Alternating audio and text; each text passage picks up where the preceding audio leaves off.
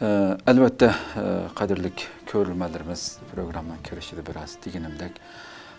Bu topraklarda elbette ecdatlarımız sansızlığın şallık izlani. O tarihlerini okuğa vaktimizde kanlarımız urgup gittiğin yüreklerimizdeki hoşallık urgup şu küllerini sığındığın acayip devletlerini şanlık izlarını kaldırıp ketken bir ecdatlarımız var. Şularınki evlatları biz bugün. Ahirki bugünkü söhbetimizde şu yeni zaman tarihinde dünya cumhuriyet sistemisiga ötüşke başlayan şu minutlarda yana ecdatlarımız bu Xitay tecavüzçilerininki dehşetlik zulmüge karşı qaytadan şunçalik kıyın şaraitlarda bozumu yani kökürek kirip çıkıp şunçalik etraftaki muhitlarning, şaraitlarning zor buluşu qarmay nurgun kan bedeliga bu vatanimizde kurulgan iki cumhuriyet kuruldu endi. Bugün ana şu 81 yıllık haripsida Şarkı Türkistan, ikinci katımlık Şarkı Türkistan Cumhuriyetininki milli armiyası kurulgan şu minutlarda turayotgan bir paytda o küllarni texambak sığınıvatımız, arzu kılıvatımız, şu küllarni qaytı vatanimizde bütün halkımızga yaşatış şu hoşallık minutlarını okuğa vakitlerimizde bugün göz yaşlarımız kitapның varaqlarıdımı şu yani okuvatqa vaktimizde ihtiyarsız göz yaşlarımız tüküldüğün bir sahnelerdi bu. Tehi tünügün kideklam nerse bu hamdı. Ana şundaq bir zamanni tehi tünügün bu halkımız yaşagan.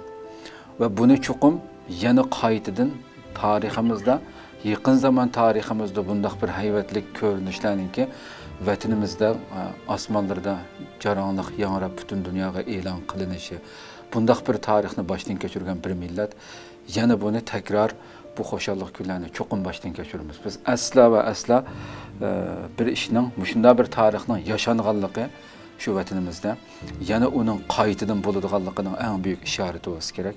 Bugün biz tanınan tarihçimiz Nebican Tursun efendim bilen bu jarayonlarni elbette o'tgan qatimliq shu Turkiya kelgan vaqtida o'zi bilan ziyorat qilgan vaqtimizda bu 13 tomliq mashhur asr haqida tafsiliy suhbat qildik. Mushuninki 7-8 tomda ham ikkinchi qatimliq Sharq Turkiston Cumhuriyetininki bütün jarayonlari so'zlandi. Bugungi suhbatimiz albatta shu ikki kitobdagi şu milliy armiya qurilgan qurilishning oldi keyindagi jarayonlarni armiyamizning qanday holatda kurulganlığı içinde boğan işler bulanı sözleşimiz. Hürmetlik Nebican Tursun efendim emdi. Başlayıp kessek aldı bilen mi şu? Elbette şunda bir hayacanlık minutlarda turvatımız emdi. Siz emdi elbette bu kitabınızda mı? İkinci katımlık, meyli birinci katımlık Cumhuriyet olsun, ikinci katımlık Cumhuriyet olsun. Nihayeti tefsili halette bundan burun her kadar bir kitapta bu şekilde tefsili okup bakmağım ben bu. Hakikaten insanla gözlerine yaş töküdüğün derecede tefsili yazıp sizlemdi. Şu an şu minutlarda nihayeti bütün halkımız göz yaş tökken minutlar bu hemde. Aldı bilen tuygurunuzla şu hissiyatınızla bir körülmelerimiz bir şu minutlarda hissiyatınızla bir anlasak, onun kendini tefsili jarayana kirip ketsek. Aldı bilen sizge şu muhim bir söhbet taklif qilganligingizga rahmat aytaman. Çünkü muşundaq bir gün, endi 8 aprel Şarkı Türkistan Cumhuriyeti Armiyasının, Milli Armiyasınınki kurulgan hatır günüde, 81. yıllık hatır günüde bu söhbetde bulup körermellerimizge mana şu Cumhuriyetini esleş, şu armiyini esleş, şu gazılarını esleş, şu kahraman jangchi ofitserlarını esleşnin hakikaten men üçün bir şereflik hem naiti bir hayacanlıq bir minut ekanligini aldı bilen esıltip ötüme. Muşundaq söhbetke taklif qilganingizga rahmat aytaman albatta.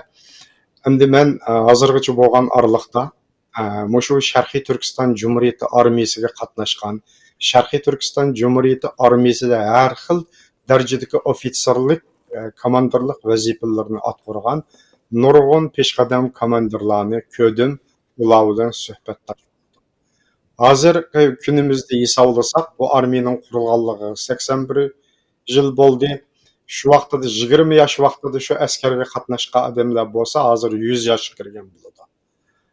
Albatta uningdan cho'nglari bo'lsa, 110 yoshlarga kirgan bo'ladi, hayot yashagan bo'lsa. Mening bilishimcha, hozir bu janglarga qatnashgan, shu musofalarni boshdan kechirgan, shu g'ozi askarlarning, ofitserlarning hech qaysisi bu dunyoda yo'q. Ular allburun 99% desak bo'ladi. Allburun o olamga oxiratlik bo'ldi. Oldi bilan shularninki yotgan yerini jannatdan bo'lsin deyman. Shularning ro'yiga duo qilaman. Chunki ular o'zlarininki shu qonlari bilan, o'zlarining qahramonliklari bilan, o'zlarining fidokorliklari bilan, o'zlarining shu butun jismini, ro'yini, butun borlig'ini shu xalqning ozotligi, o'rligi uchun atash yo'lida o'zini taqdim qilish ro'yi bilan shu qahramon armiyaning muhtisi yoki ofitser bo'lib shu jang maydonlarida shijoatlar bilan Uyg'ur xalqining, Qozoq xalqining va boshqa har xil xalqlarning bir ro'yini ko'rsatganlik shu minutlarni ko'z oldimga keltirganimda, albatta ularning ro'yi bugungi kunda mana shularni eslashga majbur qilyapti bizni. Demak, bugungi kunda ularni eslash, ularni xotirlash, shu tarixni eslash, xotirlash meningcha o'zini Uyg'ur deb hisoblaydigan bir odamningki bir aqalli burchi deb o'ylayman. Xo'sh. Rahmat sizga. O'zimning rahmatimni bildiray. Shunda ham suhbat bo'lganimga. Allah razı olsun. Köptün köp rahmet eytimiz. Hakikaten degininizdek bütün halkımız elbette şu mücahitlerimizge, şu cançilerimizge şehit bolgan ve keyin hayatdan dünyadan ayrılgan barlık şu kahramanlarımızga Allah'ın rahmetini tileş her birimizning, her bir Uyg'urning burchi vazifasi.